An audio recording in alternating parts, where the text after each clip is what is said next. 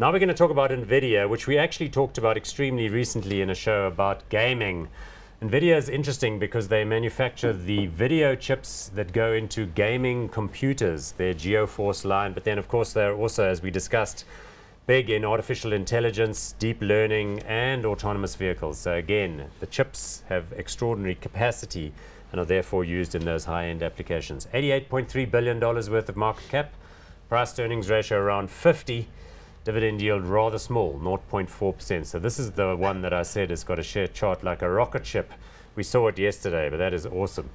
Yeah, these chips are expensive now. Well, that's why the PE's gone up to 50.4 and the dividend yield's come all the way down. The share price has more than doubled in the last 12 months, tripled in the last 18 months. Yeah.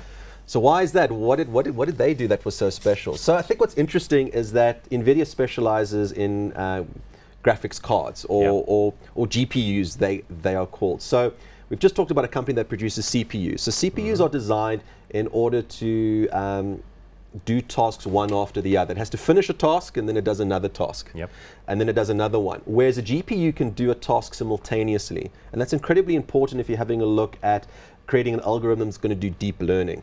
So it's great to run an awesome game on your laptop or your PC, and it's very, very big in that. I think it's completely cornered the market, and that will be a very important space. But we tend to forget that these GPUs are used also in servers, but servers that are designed for deep learning purposes. So what is deep learning? That's when you log into Netflix and Netflix says, you know what, Paul, this is what you're going to like to watch because this is what you've watched before. And the only reason why it knows that is it's kind of learned what you like. And there was a chip that actually did that. So I think that's what's important, and you know, the investor community kind of jumped on this bandwagon and thought that, look, Nvidia is really the top of its game here, and completely shot the share price to stratospheric levels. Another example of deep learning would be Google, for example, in its Google Images application, found after a while that when people typed, you know, Labrador into Google Images, they wanted pictures of dogs, not pictures of the, you know, province in Canada. Okay. And then it found that in fact dogs often have their mouths open and the teeth poke out. So if you searched images at high speed from the entire internet, you could pick up through a particular combination of images, colors, depths, change of perspective that this was a photograph of a dog. So they set these computers running to incorporate the entire universe of data to pick up all the pictures of dogs.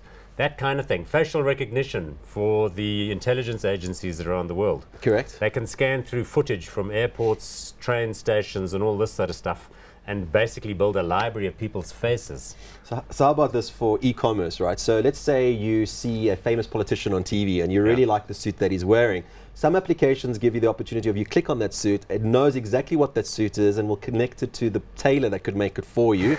Or for example, let's say you take a lot of pictures of your girlfriend and she wears similar clothing all the time. The computer starts to recognize what clothing it is, what kind of style it is, and will actually start sending her or you, because you'll probably pay for it, the adverts to say, this is on sale now at your favorite store. It's very powerful stuff.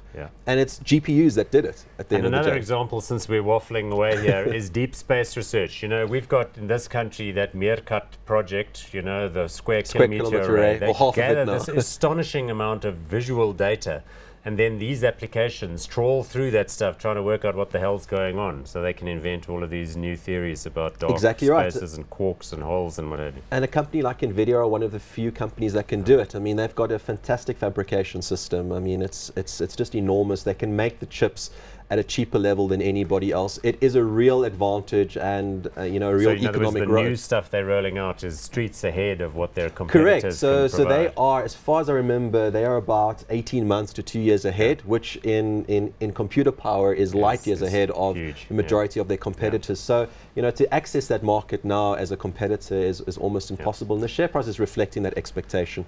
Okay, but it's a very hefty looking and frothy looking chart, so are you going to go hot on this one? At this price, no. I'm not hot. I'm not going to spend 50 PE on this kind of business at the moment. Look, I own some of these already in another portfolio, so I'm feeling quite pleased with myself. Well, congratulations.